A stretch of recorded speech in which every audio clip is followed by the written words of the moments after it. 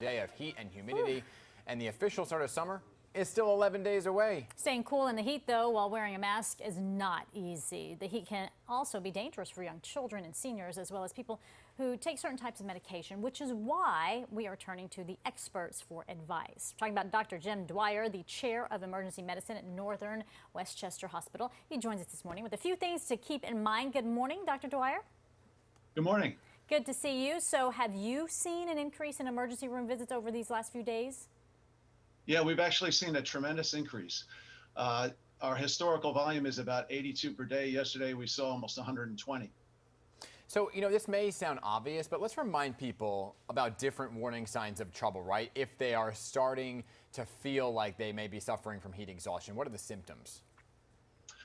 So one of the symptoms is fatigue, and after that, you'll see flushed face, clammy skin, and also excessive sweating. I mean, I have an excessive sweating problem usually when it's not hot out. That's a story for a different day. That's a personal issue. Yeah. Okay, but let me ask you about that. So when we look at heat exhaustion, help us understand some of the safest ways to cool off if you are experiencing any of these symptoms.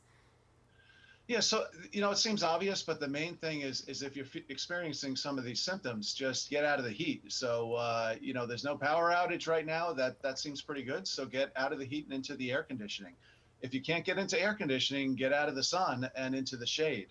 And one of the things you can do is just stay well hydrated. And if you're really feeling hot, you can put water on the skin or take a dip in the pool. Doctor, let me ask you about getting out of the heat into the air conditioning. It sounds very elementary, very simple there. But I don't know if this is a myth or not. Some folks have said if you go from hot to cold very often, it can cause you to get sick. Is that true? No, colds and illness caused by bacteria, viruses. So you're not going to get sick as a result of going from hot to cold. So that really is a myth. Okay. Oh, okay. Now, what about standing right in front of the air conditioner for an extended period of time? I'm just kidding. Let's talk about or a freezer. Let's talk about the noticeable difference, though, between heat exhaustion and heat stroke. You hear those terms, right? How do you know which one you may be suffering from? Again, symptoms here. Yeah, so when you develop heat stroke, really your compensatory mechanism to cool your body stops. So your sweating stops, your body temperature begins to elevate, and it can get very, very high up to 106, 107, 108 degrees. Goodness. Very fatigued and confused, and then the skin will look really beet red, especially in the face. But the hallmark really is that elevated temperature and the altered mental status that we see of these patients coming in. All right, is there a different way to treat a heat stroke? Yeah, so the name of the game in terms of heat stroke is lowering the body temperature precipitously. So we'll do everything we can to really try to bring that temperature down very quickly. And that's how you prevent somebody from getting seriously injured or dying from heat stroke is you just got to get that temperature down. So we'll put them in an ice bath if we have to. So, heat exhaustion, heat stroke, they seem to impact kids and seniors maybe in a different way, correct? If you're older, what are the warning signs here? Because we always worry about the elderly population.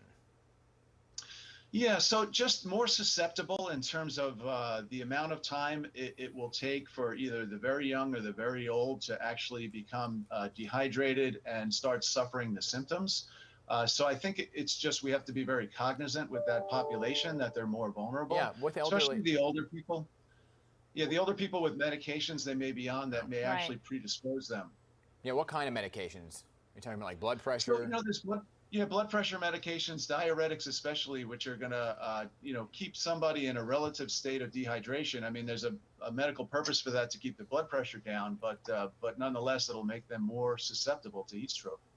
Okay, so our normal now means wearing a mask, walking around. Now that could change, right? But at the moment, even in this heat, though, that can cause our bodies to overheat. And a lot of folks are being told, even in schools and stuff, keep the mask on, which can be difficult if the school doesn't have air conditioning. So what can we do to kind of help out these situations?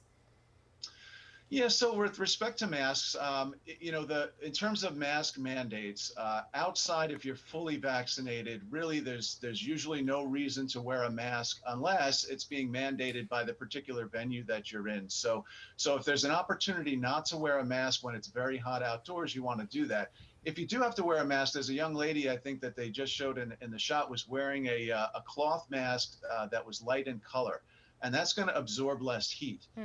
So that's really a good way to go. Avoid the black mask. Go for a light colored mask that's not going to absorb the heat. Go for a tightly woven cotton mask that'll breathe. And then just make sure that you keep yourself very well hydrated. And if you can find a safe place to take that mask off from time to time and get a breather, that'll help dissipate the heat. It's so counterintuitive, though, because we're trying to protect, yet we need cotton woven so that it can breathe. And we're just walking this fine line of this new normal. Dr. Dwyer, thanks for joining us. You're welcome. Thank you.